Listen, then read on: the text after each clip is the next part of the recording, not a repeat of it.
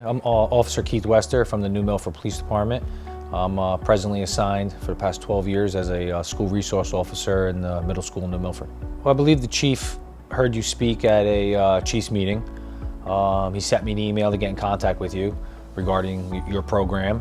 Briefly explained it to me, what it was about until I made a phone call to you. You explained it more in depth. And he put now Sergeant Paisano, Sergeant Petrie, and myself in charge of getting the ball rolling for New Milford. Okay, well, at first, you know, the other officers and myself figured how the best way we can get, in a short time, to get the information out.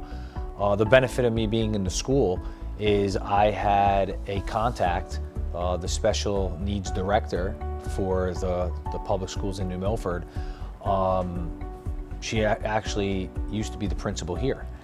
So I contacted her and I said, can you help me out? She put an email blast out to all the families, briefly saying we were going to have a conference here, explaining what the program was about. It was fairly easy to get an open date in the evening for you to come and a couple families. And that's how it started. We explained it to the 4 or 5 families that were here. Hopefully, the word of mouth, which worked. It ended up, you know, word of mouth spread. When we had the meeting here, we explained to all the families what the program was about. About a week later, we had almost all of them sign up. They brought their clothing in. We contacted you, the department. We contacted you to come pick them up. And from there, I don't even know if it was a few days, you had it completely finished. Contacted them back. We started, one of the supervisors in our department started a database so we can enter the entire application, so it was easy to access for the officers that were working the desk. And it's pretty much evolving as we talk now. This is just a quick example of part of the clothing part of your program. Parents or guardians or whoever would bring a shirt in or whatever they wear. We would in turn, the police department in turn would give you a call. You would come to the department, pick it up, and then you would imprint your logo, okay, your logo, then it's the department's phone number. On the application, the police department gives each family a unique ID number. That ID number is also imprinted on the shirt.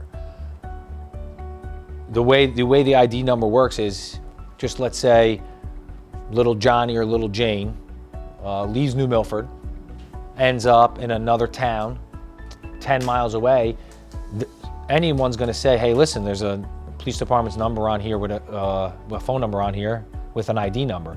They'll call our department, our dispatcher will pick up, say, by the way, I have ID 12345. We'll look into our database, 12345, boom. Little Johnny or little Jane's entire information that's part of the application that mom or dad or whoever the guardian put on. Name, number, address, emergency contact information, what their name is if they're a nonverbal, example, nonverbal autistic kid, child. From there, we'll be able to contact every emergency contact, including mom and dad, whoever's on there, to say, hey, so-and-so department has, you know, your child.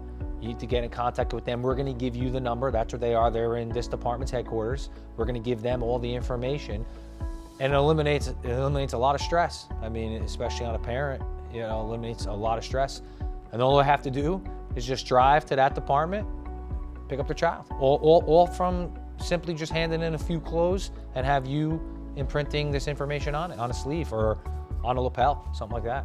It's hard to get a group. I mean, I'll tell you, my grandmother's 92, my own grandmother's 92, she has Alzheimer's full blown, so my mother is there. You don't think about it for this. Yeah, well, you know what I'm saying? But with school, it's easy to hit. There's so many kids, you know what I'm saying? There's really not a lot of adult places to go to that have, you know, I mean, it's tough to find like a club or something.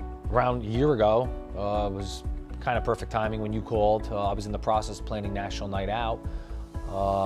And the way it works in New Milford is we put on a fairly big event where we have a DJ and or a live band. We have a guy with amusement rides come for the kids.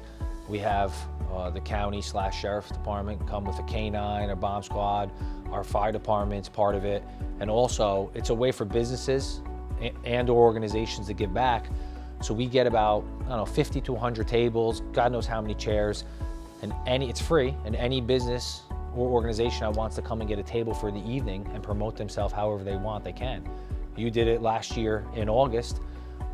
Again, in a short amount of time, we gave as much information as we can to the local newspapers to get out to say, hey, listen, you were going to be there. Your program is also free. If any parents of children or adults that wanted to get more information from you, they were able to talk to you. If they wanted to enroll that night, they were able to enroll that night. If they wanted to give you clothes that night, they were able to do that too. The parents that did come that evening, I believe the next day, they contacted to start dropping off articles of clothing for you. So it just so happened last year, and I know this National Night Out, I know because I'm planning it, you're coming again. And it'll probably, like anything else, it's going to snowball, so you're probably going to have a lot more people at your table. And again, your program's completely free. So it works out on both ends.